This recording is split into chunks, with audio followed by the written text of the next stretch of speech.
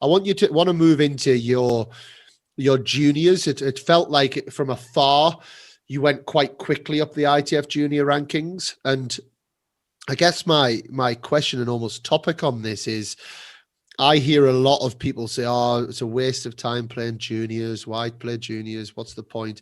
And then obviously there's the other side that are quite strong for it.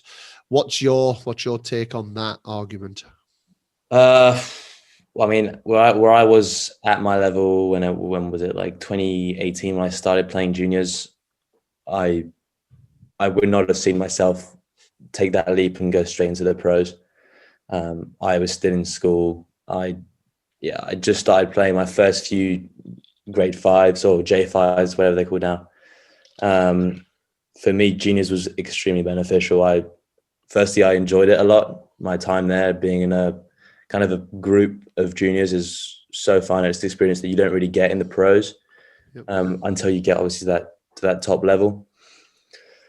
And it also just, it's kind of the ATP Tour's little brother. I feel. I mean, like, you're still traveling a lot. You're getting used to, playing after jet lag, far away from home, playing 3 weeks, 4 weeks in a row. It's kind of, the life is very similar to how it is on tour. It's just obviously the level is very different, and there are obviously subtle differences. But for me, it taught me a lot, and I enjoyed my time so much. So that was the key. Yeah, I love that you keep going back to enjoyment, and that's it's such an important point that you keep making.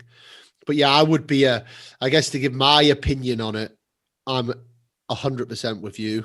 I think it is. I love the way you've put that as well, the little brother of the ATP WTA, because it's almost identical in lots of ways, even from the sign-ins, the sign-ins that you have to do, from the practice courts, and another big thing for me with juniors that I'm a big advocate of, and I'd love to get your thoughts on this, is if you do then get a chance to play the junior Grand Slams, there's then a sense of belonging.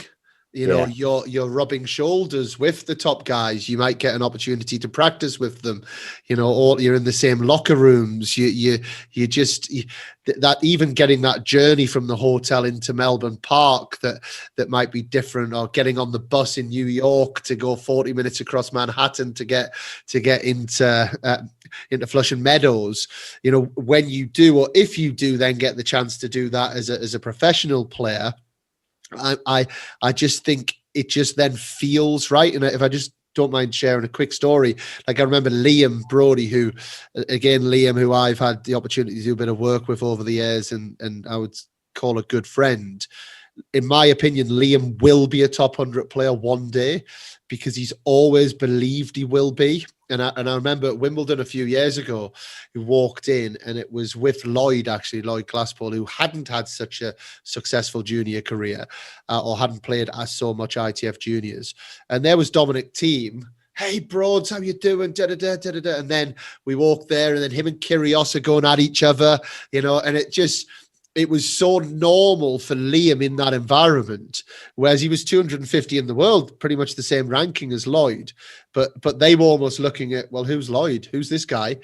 So then there was that whole feeling of belonging. And I think sometimes that's overlooked. And you went, I believe, career high of 12 in the juniors. So you've played all of the Grand Slams, have you?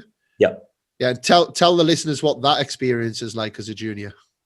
Yeah, no, as you said, I mean, the Grand Slams are the highlight of my career so far. I mean, it's so fun being around them. It definitely makes you want to work harder and strive for success when you see the conditions that they're in. I mean, you're not even in the same hotel as them, and the fans, and not even you like having the same food, whatever. But it gives you a taste of like what it could be like, and it definitely motivates you to work harder. I mean, I enjoyed my time in the slams so much.